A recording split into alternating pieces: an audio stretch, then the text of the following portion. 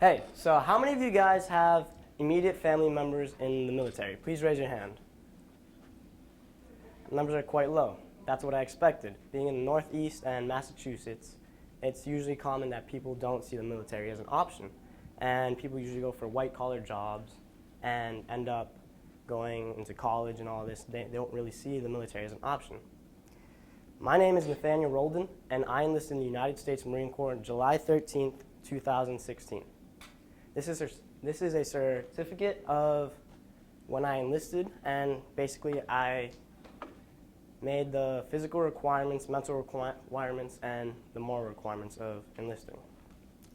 A few months ago, I started my internship at the Waltham recruiting station, and it's off of Moody Street, and it's quite a small place. It's little small. There was only 3 of us that worked there, including myself. There was Sergeant Cronin, Sergeant Figueroa, and I. And they were both nice guys, pretty funny, and it was a good time.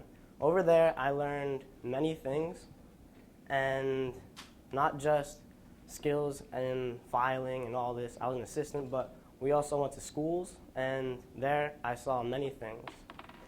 One story I have is with the Staff Sergeant Nieves. I was told one day to go to the Boston recruiting office, which is near the Boston Commons. And over there, I left after A block. And we all know how we are after A block, very tired still. I mean, right now, I'm still exhausted myself. And so I got there, I started waiting, and there was a room full of recruiters. And I was dozing off here and there, and I'm like, oh man, this isn't good, this isn't good. All of a sudden, I hear a voice yell at me, hey, you, get into my office. And I'm like, what, all right.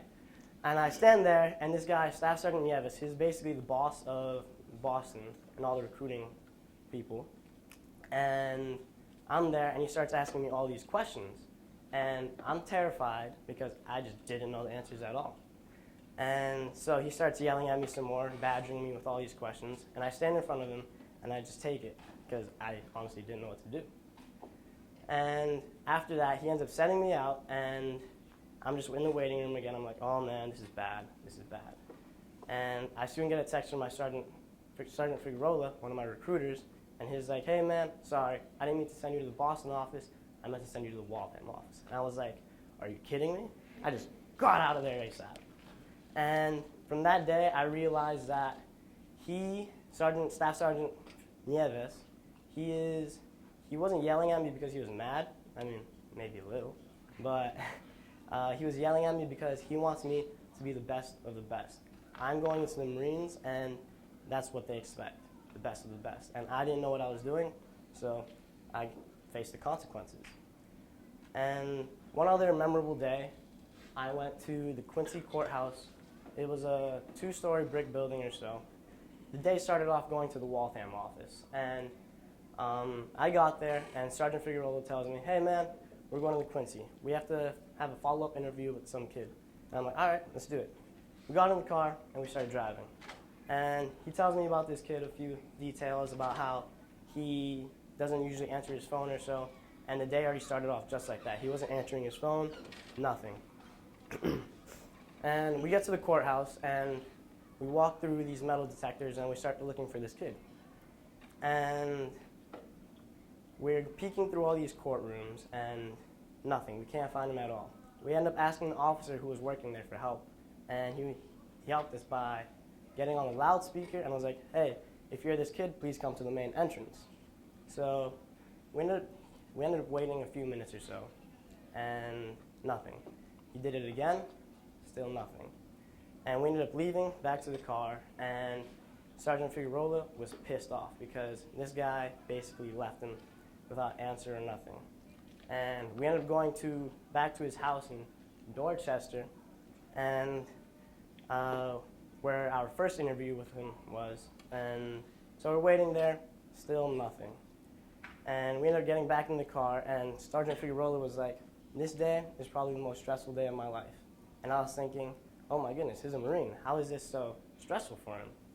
And I ended up thinking about it some more that day, and it came to me that Marines, or to be a recruiter, you need a lot of patience because, especially in the Northeast and Massachusetts and all this area, not that many people enlist. So I ended up doing some research in my job, and I found some things about true data, and it was basically an average of all the things that the recruiters did, and it takes about 2,000 phone calls or so each month for them to get maybe 100 to 116 people that are actually willing to look for more information about the military. And just from those 111 to 16 people, it ends up going down to 11 people who are willing to do an interview. And from those 11 people, it turns to one or two enlistments. So imagine all that work done just for 1 or 2 enlistments and have that person leave you in the dust. It must feel awful. And I'm guessing that's what Sergeant Figueroa felt. Being with them and observing them, I realized a lot of things. And one of the things I realized most was that they hold themselves to a high standard and they respect everything in sight. When we went to schools and all these events, I realized that Sergeant Figueroa and Sergeant Cronin, they respected everything, they held themselves to a higher standard, and they communicated with people differently. And I started realizing that I had to prepare myself to be going in the Marines, and I had to start becoming like them. And what they usually did, what I noticed the most, was they went to just standing or walking through the streets or something, through the schools. They would say, hey, to random strangers they didn't even know, and start conversations. And I kind of tried that myself. Did not go that well, not at all. I'm not really good with strangers, and it's just, I feel a little weird with them, but I have to prepare myself for the future. This was my day when I first started, and I saw myself as a small person compared to everybody else in the recruiting stations. I myself was an intern, but also a pool lead, and compared to everybody else that was recruiters, they are either sergeants or staff sergeants, and there's quite a gap. When you first enlist in the military, you start off as a poolee, or the United States Marine Corps, I mean. So you start off as a poolee, and then you go to boot camp as a recruit, and you either graduate as a private or private first class. And then after that, you go on to become a lance corporal, corporal, sergeant, and staff sergeant. So as you can see, there was quite a gap, and I had no authority in both positions I was in, as an intern and a poolee. Now, I see myself as a grown person. Even though I haven't changed any positions, I'm still a poolee and an intern, or was an intern, and I just feel as if that I've grown I've grown a lot since the start of my internship. My next step, I don't believe I want to be a recruiter when I grow up. Not at all. Because the hours are terrible. I have maybe a 5 to 7 hour day in the internship, and they're already there at the office at 6 a.m. or so sometimes, and after I leave around 3, they're there till maybe 10 or 11 p.m. They're never with their families, and I just find it terrible. When I have my family, I hope to spend time with them a lot of time. And that's what made me ask Sergeant Cronin, hey, what keeps you motivated? And this is what he said. The feeling of making young men's and women's dreams come true of becoming Marines. And I was like, okay. He's very passionate towards this job, and you need a drive for this. And that's what they have. All Marines have, and I want that drive too. So I'm going to come back to it, that white-collar jobs, many people are looking towards them as businessmen, all these CEOs and all this, and don't really see the military as an option.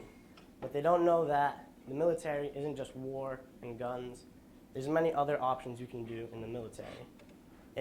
You can play the trumpet your whole life being in the military. You can become a nuclear engineer.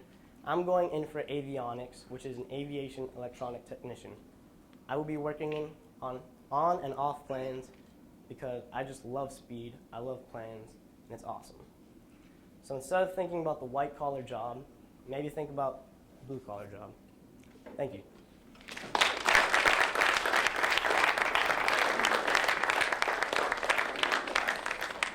All right, so we've got about 5 minutes or so. If you guys have questions, want to know anything more or clarify about Nathaniel's experience.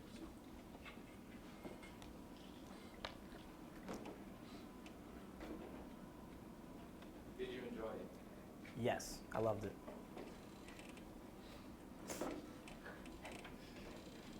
Do you have a story of a successful, you were talking about one where they didn't end up enlisting, but do you have one that comes to mind that was successful that will be going to boot camp soon? Sorry, what was that? Did you observe a successful experience of the recruiters meeting with someone who enlisted, opposed to the story that you told?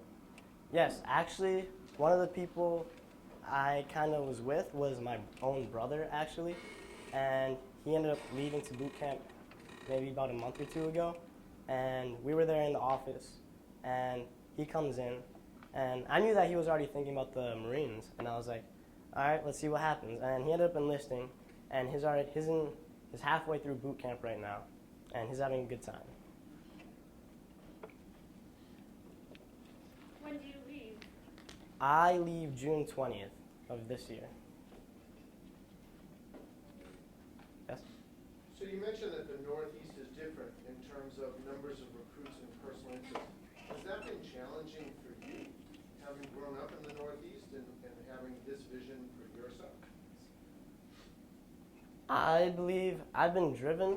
I mean, from, I believe, junior year that summer, I wasn't really thinking about college that much, and I was given the idea of the military, and I'm like, all right, I want to challenge myself.